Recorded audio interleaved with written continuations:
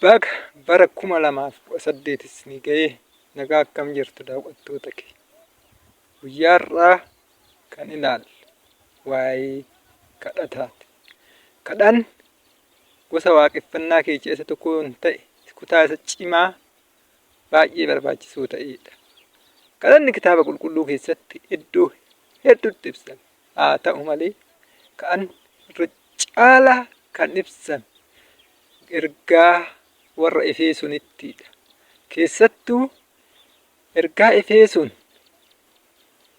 boqonnaa 3 lakkoofsa 14-19 sirriitti ibsame jechuudha. Kadhanni kun kadhata baay'ee barbaachisaa. Sabni kun beekuu qabu keessaa isa tokko waan ta'eef guyyaa har'aa kadhata kana waliin ilaalla. Mee maqaa gooftaa Yesuus Kiristoosiin isiniifin dubbisaa. Boqonnaa 3 lakkoofsa 14-20 jechuudha. Maal jedha? Egaa waa'ee kanaaf jilbiifadheen abbaa kadha. 14-15 sanyii waaqa keessa jiraatuu fi sanyiin lafarra jiraatu hundumti isumaan waamama. Waa'ee namummaa kiyya keessaaf immoo abbaan akka badhaadhummaa ulfina isaatti karaa hafuuraan humnaan guutamu akka isiniif kennu nan kadha. Karaa hafuuratiin humnaan akka guutamuu qabna. Humna hafuura qulqulluu akka kadhachuu qabna sirra laa. Seenaa keenya yoo jijjiiramuu barbaanne humna hafuura qulqulluu baay'ee akka nu barbaachisu isa kadhachuu akka qabna. Lakkoofsa 16 irratti hin argamu. 17 Kiristoos amantiin garaa keessan keessa akka buufatu. Jaalalatti hiddaaf hundee akka godhatu kadhata kooti laa Phaawulos. Kiristoos jechichi Kiristoosan jedhu Masii Waaqayyo foon uffatu sagalee Waaqayyo amantiin garaa keenya keessatti akka buufatu. Jaalalatti hundaaf hundee akka godhatu. Jijjiiramuuf seenaan keenya jijjiiramuuf wanna hunda moo'uuf wanna hunda keenya qo'achuuf isa kana kadhachuu. 18 Waaqayyo of warra qulqullaan hunduma dhoksaan ogummaa isaa hammam akka bal'atu, hammam akka dheeratu, hammam akka ol fagaatu, hammam akka gadi fagaatu hubachuu akka dandeessan. Jaalalli Kiristoos isa safara beekumsa nama bira dabarsu beektanii guutumatti hamma keessanii guutamtanii nan kadha jedha. Inni humni isaa isa nu keessatti hojjetu wanta nu kadhannuu fi wanta nu yaadnuu dandeenyu hunduma irra safara malee caalchisee gochuu ni danda'a. Kanaaf Kiristoos waldaa kiristaanaa keessatti dhaloota hunduma keessatti biratti bara baraan uqubaan haa ta'u. Ameen. Kadhata kana nuti kadhannee biyyi kiyyuu yaadhaa waldaan kiristaanaa biyyi keenya kadhachuu qabdi. Kadhanni kun sarara muraasan ibsame haa ta'u malee kadhata guutuu kadhata wanna hunduma of keessaa qabudha. Laal Yesuus Kiristoos dameewwan hafuura torbanuu kadhata jechuu asirraan argatta. Kanumarraa kadhanna kanarraa Kiristoos jechuun damee torba akka qabu. Isaayyaas 11:1-2 irratti innis hamma guyyaa irraa kan ka'an Yesuus Kiristoos amantiin garaa keenya keessaa buufatu jechichi sagalichi ni laal. Kakuun moofaa pilaanii barreeffamaan nu ibsa. Har'a immoo bifa hafuuratiin hafuura karaa barreeffamaatti seerri nuu kenne sun pilaanin sun karaa hafuuratiin nu keessa innis kan kadhachuu qabnu hafuura beekumsaaf sodaa Waaqayyo tokko. 2 hafuura gorsaaf humnaa. 3 hafuura ogummaaf hubannaa hafuura fakkaatti. Inni kun nu saba kana baay'ee barbaachisaa waan ta'eef yaa saba kana sirriitti kadhachuu akka qabnu. Jaalalli isaa Kiristoos safara beekumsa laa waa'ee beekumsaatillee sirriitti waa'ee humnaatillee humna hafuura qulqulluu kallattii hafuura qulqulluutiin humna torban kan hoo kadhan wanni hundumtuu wanti biyyaa lafaa wanti lafaa keenya waan ta'uuf har'a waldaan kiristaanaa kadhata kanarratti hundooftee akka kadhachuu qabdu sinin gorsa. Kadhanni kun waan hunduma of keessaa qaba. Kadhata tokko qofa osoo hin ta'in kadhata guutuu waan ta'een yaa waldaa kiristaanaa har'a kadhata kana akka cimtan akka itti cimtan sinin kadha. Mee amma xiqqoo waliin kadhanna kadhata kana. Yaa Waaqayyo uumaa bantii waaqaaf lafaa waaqa hundumaa dandeechu. Inoo waa'ee kanaaf aniif sabni kun jilbiiffanneessi kan sirratti ummuusin. Iyesuus Kiristoos karaa hafuuratiin humna kee waldaa kiristaanaa nu humna kee nuu kenni. Nu humna kee nuu kenni. Yaa Waaqayyo nu gargaar humna hafuura keetii nuu kenni. Kana qofaa miti kan Iyesuus Kiristoos garaa keenya keessatti jaalalatti hundaaf hundee akka godhatu. Yaa Waaqayyo kanaan nu gargaar mootii bantii waaqaaf lafaa jaalatamaaf kabajamaa qulqulluu.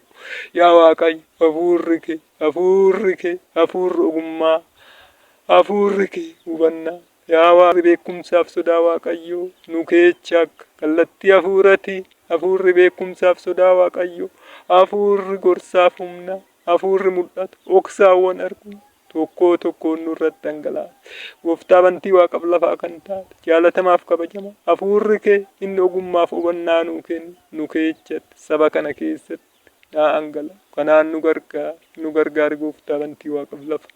Sin kadhanoo gooftaa kana saba kanaaf nu'uuf mootii moototaa wanni hundumtuu harka isaa keessa akka jiru hin beekna. Gooftaa bantii waaqaaf lafaa kan taate kallattii hafuuratii saba kana yaadadhu. Kana nurratti dhangalaase. Humna hafuura keetii kallattii hafuuratiin humnaan nu guute. Nuus jabina nuuf haa ta'u biyya kana seenaa saba kanaa akka jijjiirtu maqaa gooftaa Yesuusitiin si kadha. Waaqa hundumaa dandeechu jaalatamaaf kabajamaa qulqulluu.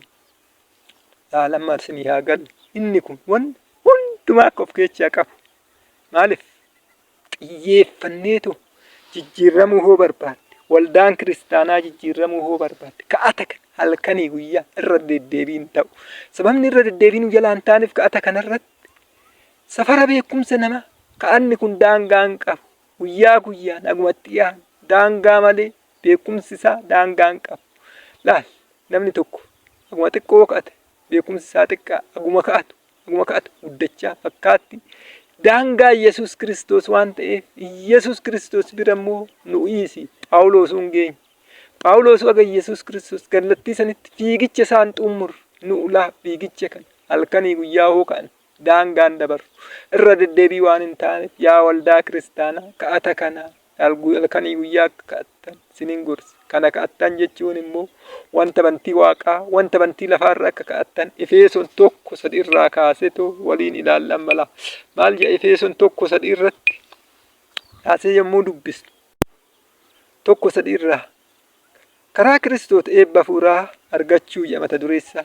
Waaqayyoof abbaa gooftaa keenyaa Yesuus Kiristoos isa karaa Kiristoos eebba hafuuraa hundumaa waan waaqarraa nu eebbiseef galannaata. Inni uumama biyya lafaa duraayyuu warra qulqullaan warra duratti mudaa kan qabnu akka ta'an jaalala Kiristoos nu fuudhate. Waaqayyo karaa Kiristoos ilma isaa taanee akka guddifamnu akka fedha isaatti gaarii yaadannu qabeera. Kunis guddinni ayyaana isaa ilma isaa jaalatamaa tola nuu kenne ni galateeffachiisa. Akka badhaadhummaa ayyaana isaatti Kiristoos dhiiga nuu dhangalaasu furma dhiifama cubbuu qaba.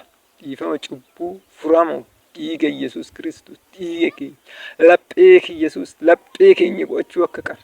Kanaaf furmaan Yesuus Kiristoos akka ta'e sirraan ayyaanni inni ogummaa fi hubannaa hunduma keenya irratti dhangalaase baay'eedha. Ayyaanaaf ogummaa hedduun irratti dhangalaase. Waaqayyo waan gaarii fakkaate karaa Kiristoosiin itti yaadee duraan kaa'ee ture. Amma oksaan kunis nu bira akka beekamu godhe. Barri murameef yeroo guutetti akka fayyisu akeeka isaatti wanta bantii waaqaa keessa jiru wanta lafarra jiru hundumaa harka Yesuus Kiristoositti walitti qabee kana nuu eebbisee kennu. Kanaaf yaa saba Itoophiyaa kadhata kanatti cima kana hoo argattu wanti bantii waaqaa keessa ta'e wanti lafarra ta'e hunduu keenya ta'a. Kana jechuun kallattii sagalee waaqayyoo kana keessa kallattii Yesuusitti hoo guddanne wanni hundumtu wal guuree dhufa. Kanatti dursa jechuudha. Kana irratti hundoofnee akka kadhannu Waaqayyo bantii waaqarraa nu haa gargaaru. Saba keenya haa gargaaru. Yaa saba halkanii guyyaa kadhaa. Barumsa kana immoo sirriitti fuftanii ta'u argachuuf yuutuubii kanaa jalatti la poosti isinii go'a bal'ina isaa isarraa daawwadhaa.